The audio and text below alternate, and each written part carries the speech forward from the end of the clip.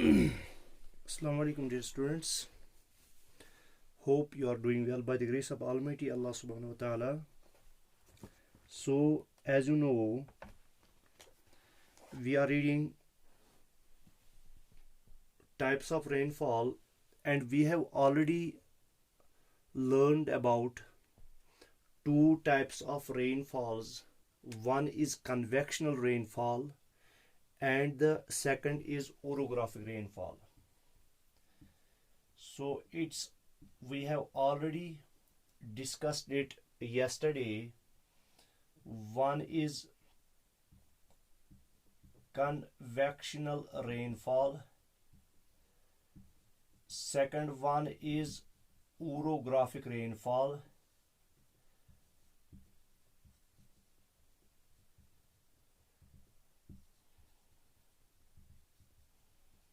and third one is cyclonic rainfall.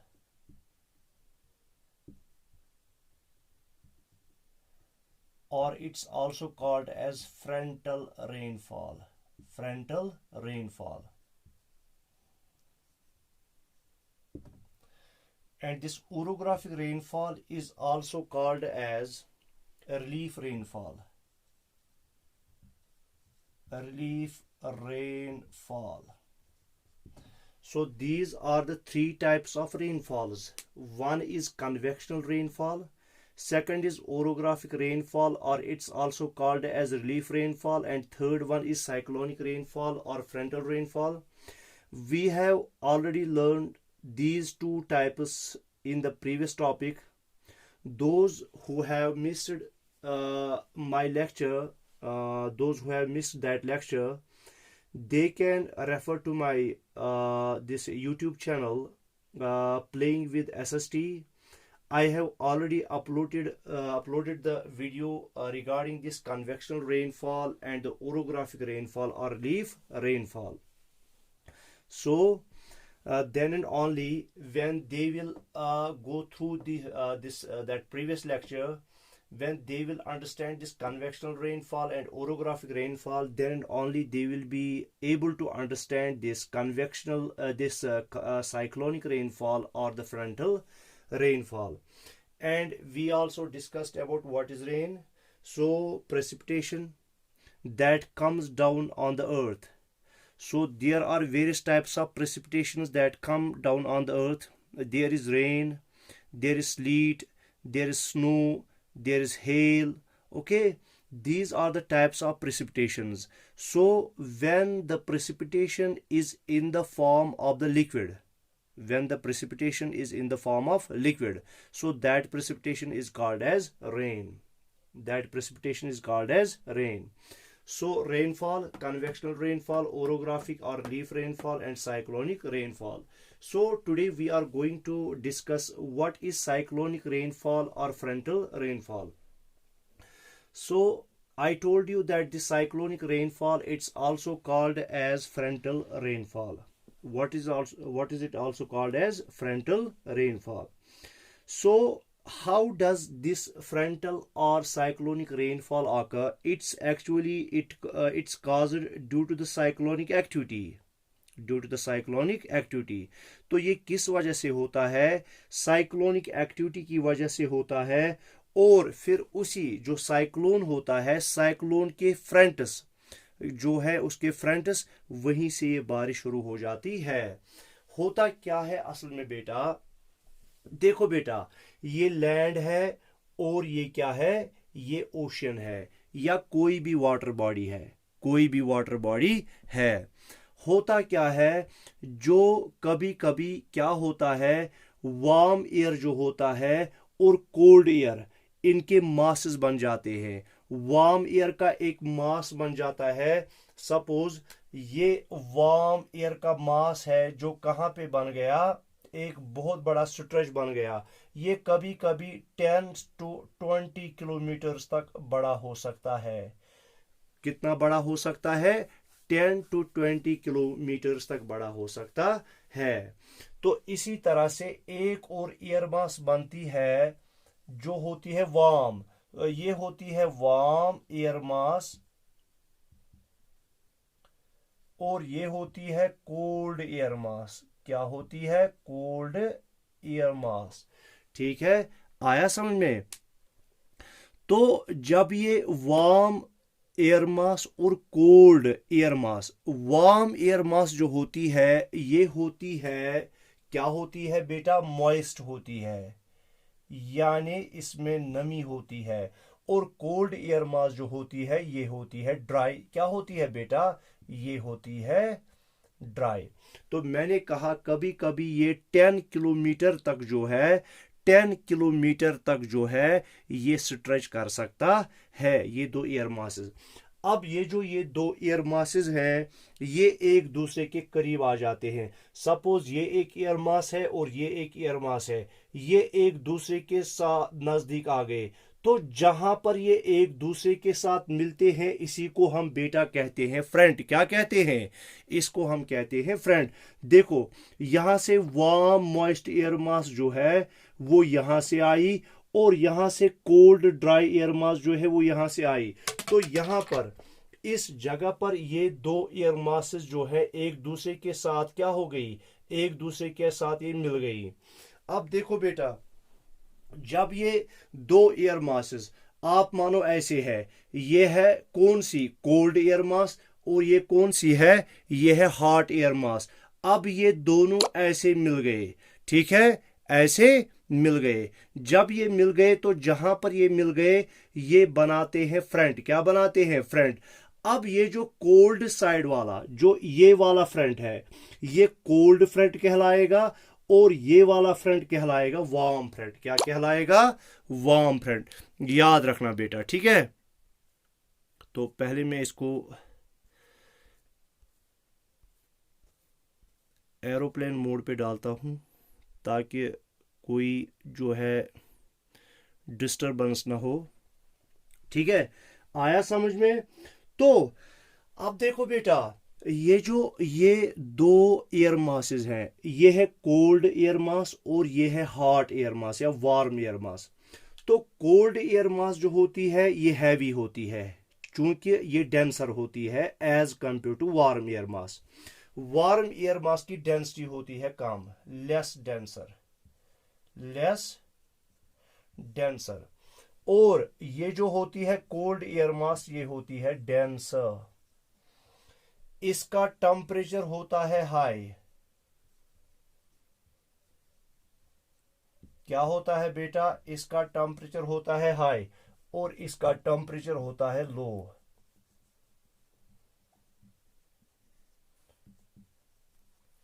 याद रखना। तो उसका हमने कहा हाई जो है टेम्परेचर है, और इसका हाई टेम्परेचर, इसका लो टेम्परेचर। ये लेस डेंसर होती है और ये जो है डेंसर होती है। इसी तरह से इसमें जो होता है मॉइस्चर होता है, जो वार्म एयर मास होती है इसमें मॉइस्चर होता है, और जो ये कोल्ड एयर मास होती है ये मॉइस्चर लेस होती है। ठीक है, मॉइस्चर लेस यानी इसमें बहुत ही नेग्लिजिबल अमाउंट ऑफ जो होता है इसमें मॉइस्चर होता है। तो ये तीन चीजें हमने पढ़ी। इसमें डेंसिटी कम होती है, इसमें डेंसिटी ज्यादा होती है, इसमें टेम्परेचर ज्यादा होता है, इसमें टेम्परेचर लो होता है, इसमें मॉइस्चर कंटेंट बहुत ज्यादा होता है, इसमें मॉइस्चर कंटेंट बहुत ही कम होता है, नेग्लिजिबल अमाउंट होता है। अब देखो बेटा, यहां से ये कोल्ड एयर मास आई, यहां से ये वार्म एयर मास आई, ये एक दूसरे के साथ मिल गई, ये एक दूसरे के साथ मिल गई। जहां पर ये मिली यहां पर ये कहलाता है फ्रंट। क्या कहलाता है? फ्रंट। यही वजह है मैंने यहां पे दिखाया है, यहां से ये कोल्ड एयर मास है, यहां से वार्म एयर मास है, तो ये दोनों एक दूसरे के साथ मिल गए तो ये इनका फ्रंट कहलाएगा। ठीक है बेटा? अब देखो बेटा, यहां से ये वार्म एयर मास है, चूंकि वार्म एयर मास जो होती है इसकी डेंसिटी कम होती है। जब डेंसिटी कम होती है इसका मतलब हो गया इसका वेट होता है लाइट, ये हल्की होती है। ये हवा क्या होती है? ये एयर मास क्या होती है? हल्की। और ये जो कोल्ड एयर मास होती है, चूंकि ये डेंसर होती है, जिसकी वजह से इसका वेट ज़्यादा होता है as compare to warm air mass. तो जब इसका वेट ज़्यादा हो गया, क्या हो गया, ज़्यादा वेट, तो ये जो कोल्ड एयर मास है ये डिसेंड हो जाएगी। क्या हो जाएगी, डिसेंड, ऐसे ये नीचे की ओर चली जाएगी, और ये जो वार्म एयर मास है ये ऊपर की ओर चढ़ेगी। क्या चढ़ेगी, ऊपर की ओर। अब देखो बेटा, नीचे कौन सी एयर मास है, नीचे कोल्ड एयर मास है। क्यों है नीचे कोल्ड एयर मास, क्योंकि इसकी डेंसिटी ज्यादा है। जब डेंसिटी ज्यादा है तो इसका वेट ज्यादा होगा, जब वेट ज्यादा होगा तो ये डिसेंड करेगा, नीचे आएगा, ठीक है। चूंकि हर कोई हैवी चीज जो है वो नीचे ही आती है, ठीक है, और लाइट चीज हमेशा हैवी चीज के ऊपर तैरती है। इसी वजह से आप देखते हो, जब आप ऑयल और वाटर को मिक्स करना चाहो, ये मिक्स नहीं होते हैं, चूंकि ऑयल की डेंसिटी कम होती है as compare to water, water की डेंसिटी ज्यादा होती है, तो वाटर हमेशा नीचे आता है और ऑयल उसके हमेशा ऊपर आता है। तो इसी वजह से जो ये वार्म एयर मास है ये ऊपर चढ़ गई। क्या चढ़ गई, ऊपर चढ़ गई। अब इस वार्म एयर मास में क्या है, मॉइस्चर है बेटा, है कि नहीं है। अब जो ये नीचे कोल्ड एयर मास है, तो इसकी वजह से जो है ये अपना टेम्परेचर लूज करेगी, ये अपना हीट लूज करेगी, ये एयर मास, तो ये भी कूल डाउन हो जाएगी। क्या हो जाएगी, कूल डाउन। तो इसमें जो मॉइस्चर कंटेंट होगा वो कंडेंस हो जाएगा। क्या हो जाएगा, कंडेंस, उसकी कंडेंसेशन होगी। कंडेंसेशन का मतलब क्या हो गया, जो वाटर वेपर है वो चेंज हो जाएगा वाटर ड्रॉपलेट्स में। किस में चेंज हो जाएगा, वाटर ड्रॉपलेट्स। तो जब ये वाटर ड्रॉपलेट्स में चेंज हो गई, जो इसमें मॉइस्चर कंटेंट था, तो वो हैवी बन जाते हैं। जब हैवी बन जाते हैं तो फिर वो क्या है, ऊपर से नीचे आ जाते हैं in the form of rain. तो इसी को हम कहते हैं बेटा, क्या कहते हैं, ये हो गई साइक्लोनिक रेनफॉल या फ्रंटल रेनफॉल। तो अब मैं आपको यहां पे इस डायग्राम पे समझाऊंगा। देखो यहां से जो ये एयर मास है ये क्या है बेटा, ये है वार्म, क्या है, वार्म, और यहां से कोल्ड एयर मास आएगी। ये एक दूसरे के साथ टकराएंगे। क्या, टकराएंगे। जब ये एक दूसरे के साथ टकराएंगे, जहां पे जिस साइड से इनका टकराव होगा वो इनका फ्रंट कहलाएगा। क्या कहलाएगा, फ्रंट। तो ये इनका फ्रंट है, तो यहां से कोल्ड फ्रंट है और यहां से वार्म फ्रंट है। अब देखो, जो यहां से वार्म एयर है ये कहां की ओर राइज करेगी, ये ऊपर की ओर राइज करेगी, जो मैंने अभी समझाया, ठीक है।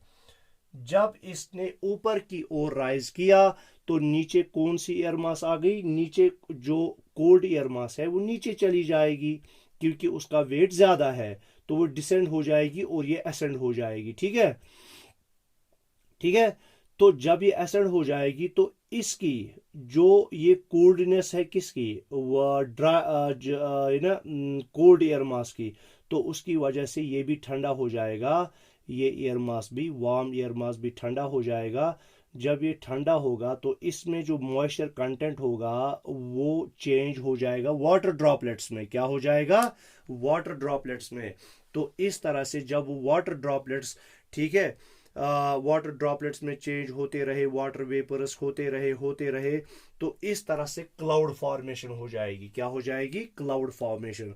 तो जब बेटा क्लाउड फॉर्मेशन होगी, तो क्लाउड फॉर्मेशन के बाद क्या होगा, जो ये क्लाउड्स हैं ये हैवी बन जाएंगे। क्या बन जाएंगे, हैवी।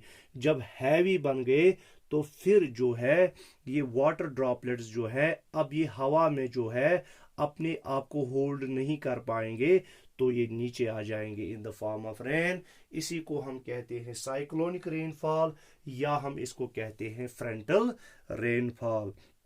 तो इस तरह से हमारा जो टॉपिक है वो ख़त्म हो गया। मैं फिर से जल्दी जल्दी इसको रिवाइज कर लूँगा। हमने रेन पढ़ा और टाइप्स ऑफ रेनफॉल पढ़ा।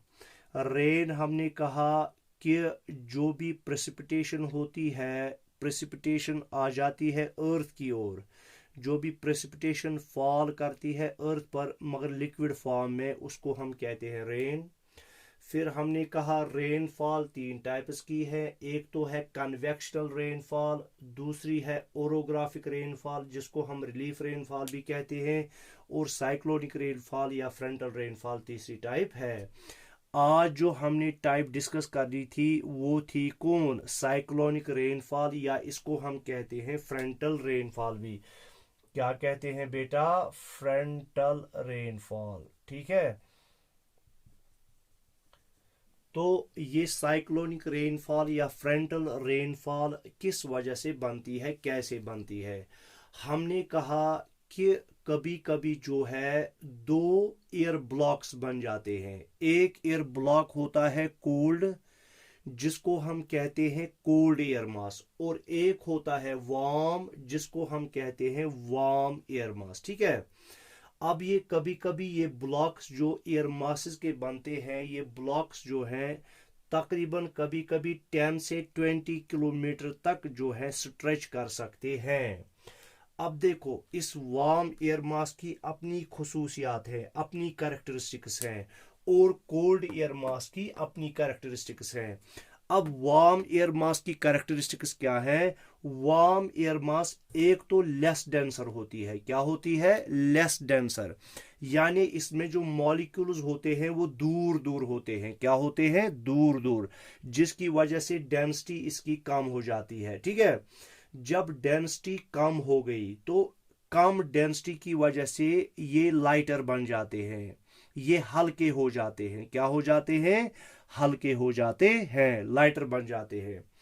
तो इनमें जो ये वार्म एयर मास होती है, दूसरी कैरेक्टरिस्टिक इसकी, इसका टेम्परेचर हाई होता है, ये गर्म होती है, ये हवा क्या होती है, गर्म होती है, और इसमें मॉइस्चर कंटेंट ज्यादा होता है। क्या होता है बेटा, मॉइस्चर कंटेंट ज्यादा होता है। और इसी तरह से जो समंदर में कोल्ड एयर मास बनती है, एक कोल्ड एयर ब्लॉक बनता है, ठीक है। तो ये कोल्ड एयर मास जो है, जो समंदर में बनती है, इसकी डेंसिटी ज्यादा होती है, यानी इसके मॉलिक्यूल्स एक दूसरे के करीब होते हैं, वो एक दूसरे के ज्यादा दूर नहीं होते, ठीक है। तो डेंसर है। टेम्परेचर इसका जो है वो लो होता है as compare to warm air mass, ठीक है। और इसी तरह से इसमें मॉइस्चर भी नहीं होता है, इसमें मॉइस्चर भी नहीं होता है। अब ये दो ब्लॉक्स हैं, ये दो ब्लॉक्स मूव करते हैं एक दूसरे की ओर। क्या करते हैं, एक दूसरे की ओर। जब ये एक दूसरे की ओर मूव करते हैं तो जहां पर ये एक दूसरे के साथ मिलते हैं वही कहलाता है फ्रंट। क्या कहलाता है बेटा, फ्रंट कहलाता है। जहां पर, यानी जो लाइन इन दो एयर मासेस को जो है वो जो सेपरेट करती है, उसको हम कहते हैं फ्रंट। तो कोल्ड एयर मास साइड से जो फ्रंट है वो कोल्ड फ्रंट कहलाएगा। तो फ्रंट जो है वो दो टाइप्स के हैं, फ्रंट जो है दो टाइप्स के, ठीक है बेटा। फ्रंट जो है दो टाइप्स के, एक तो होगा कोल्ड फ्रंट और दूसरा होगा वार्म फ्रंट, ठीक है। एक होगा कोल्ड फ्रंट और दूसरा होगा वार्म फ्रंट। आया समझ में। तो यहां पे ये कोल्ड फ्रंट बनेगा। अब चूंकि वार्म एयर मास जो है ये लाइटर है, ये हल्की है, और कोल्ड एयर मास जो है ये डेंसर है और ये हैवियर है। क्या है, हैवियर है, ठीक है बेटा। तो हम इसको लिखेंगे साथ साथ, ये लाइटर है और ये क्या है बेटा, हैवियर, ठीक है। अब जो लाइटर जो एयर मास है ये ऊपर की ओर उठेगी, ये असेंड करेगी ऊपर की ओर, और जो हैवी एयर मास है यानी जो कोल्ड एयर मास है ये डिसेंड करेगी नीचे की ओर। क्या करेगी, नीचे की ओर। अब जो ये ऊपर की ओर ये एयर मास, वार्म एयर मास ऊपर की ओर उठी, इसमें हमने पहले ही बोला है इसमें मॉइस्चर कंटेंट बहुत ज्यादा है। क्या है बेटा, इसमें मॉइस्चर क्या होता है, ज्यादा होता है। जब मॉइस्चर ज्यादा है तो नीचे जो ठंडी हवा है, इस ठंडी हवा की वजह से ऊपर जो ये वार्म हवा है ये भी क्या हो जाएगी, ठंडी। क्या हो जाएगी, ठंडी। तो जब ये ठंडी हो जाएगी तो इसमें जो मॉइस्चर कंटेंट है वो कंडेंस हो जाएगा। कंडेंस का मतलब क्या हो गया, अभी तक वो वाटर वेपर्स थे, अब वाटर वेपर्स चेंज हो जाएंगे वाटर ड्रॉपलेट्स में। तो इस तरह से पहले क्लाउड फॉर्मेशन हो जाएगी। क्या हो जाएगी? Cloud formation. बन गए क्लाउड्स बेटा, ठीक है। अब क्लाउड जब बन गए तो इसमें जो छोटे छोटे वाटर ड्रॉपलेट्स है वो एक दूसरे के साथ मिलते रहते हैं। तो वो इतने बड़े और हैवी हो जाते हैं कि वो फिर आसमान में हवा में लटक नहीं पाते हैं। ठीक है, जब लटक नहीं पाए तो वो क्या आ जाते हैं, in the form of rain आ जाते हैं। कहां पर? जमीन पर आ जाते हैं, तो प्रेसिपिटेशन हो जाती है। तो याद रखना बेटा, ये जो साइक्लोनिक रेनफॉल है तो ये होती है, क्या होती है? ये होती है तो falls gradually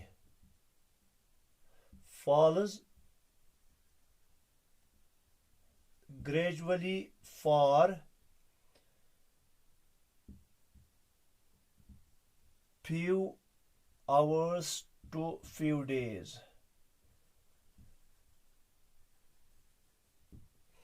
few hours to few days। तो ये कभी कभी कुछ ही घंटों तक जो है ये रेन, जो फ्रंटल रेनफॉल है या साइक्लोनिक रेनफॉल है, कुछ ही घंटों तक रहती है, और कभी कभी कुछ दिनों तक ये जो है कंटिन्यू हो जाती है। तो इस तरह से हमने क्या पढ़ा बेटा, ये साइक्लोनिक रेनफॉल है या जिसको हम कहते हैं फ्रंटल रेनफॉल। तो अब हम इसके कुछ पॉइंट्स यहाँ पे लिखेंगे। तो बिल्कुल आप इसी तरह से जो मैंने पहले बनाया है अपनी किस पर, अपनी लेक्चर नोटबुक है उस पर ऐसे ही बिल्कुल आप पहले लिखोगे, फिर कुछ पॉइंट्स आप लिखोगे जो मैं यहाँ पे लिख रहा हूँ, जो मैंने अभी तक एक्सप्लेन किया आप लोगों को बेटा, वो मैं अब यहाँ पे। तो ये जो साइक्लोनिक रेनफॉल है ये किसकी वजह से हो जाती है? Caused due to cyclonic activity, cause due to cyclonic activity. और कहां पे ये आकर होती है? एंड ऑकर्स, कहां पे आकर होती है? जो मैंने अभी कहा, फ्रंट, जो फ्रंट होता है वहीं पर हो जाती है। Occurs along the front of,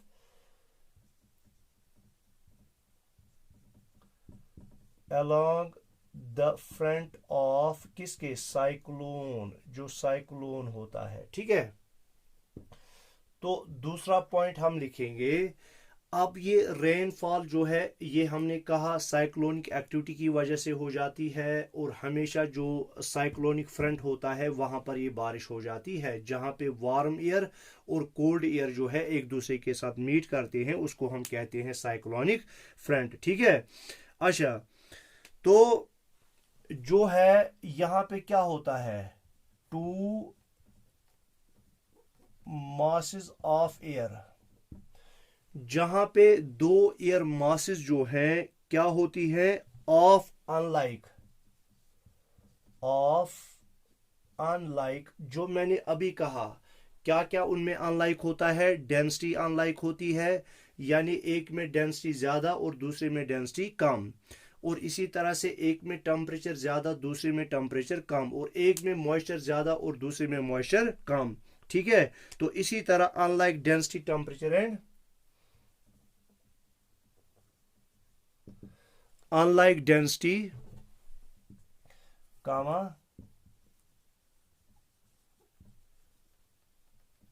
temperature and humidity।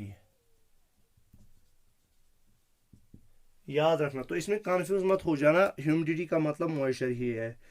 Meet, ठीक है, तो two masses of air of unlike density temperature and meet, and hence cyclonic rainfall is caused।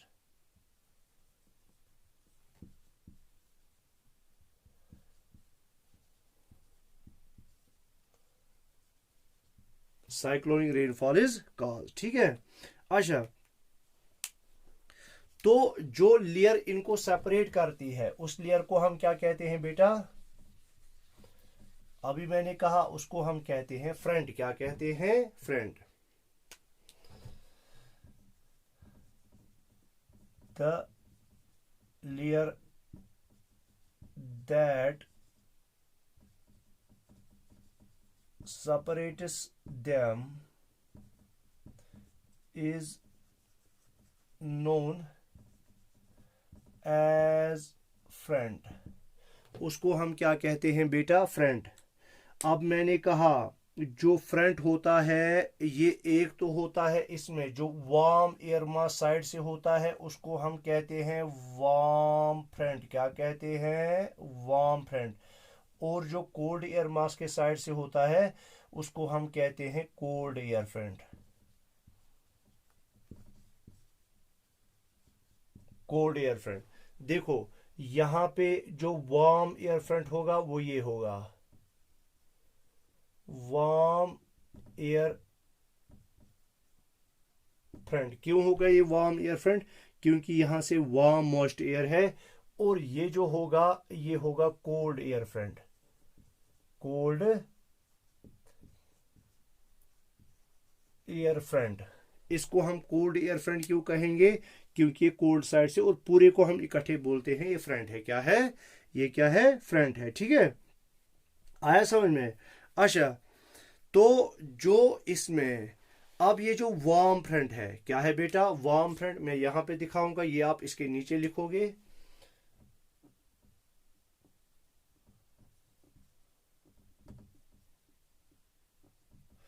जो वार्म एयर फ्रंट है तो इस साइड से क्या होगा? इस साइड से क्या होगा बेटा? जो वार्म लाइटर विंड है इंक्रीज स्लाइटली। ठीक है,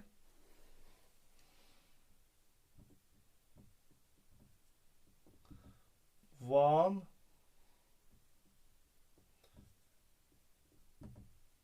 एयर। ठीक है, जो वार्म एयर होगी इस साइड से राइजेस। क्या है? Rises. Rises over the cold air मास। वो जो है वार्म एयर जो है वो कोल्ड एयर मास के ऊपर राइज करेगी। ठीक है, अच्छा, तो जब ये राइज जो ये लेयर है, जब ये एयर मास वार्म एयर मास ऊपर जो है राइज करेगी तो नीचे इसके क्या आएगा? Cold air mass. क्या होगा? Cold air mass. तो over the cold air mass,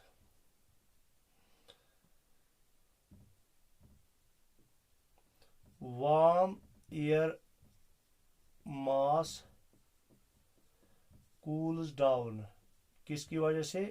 due to cold air mass. Air mass. ठीक है, जब ये कूल डाउन हो जाएगी तो मॉइस्चर प्रेजेंट इन इट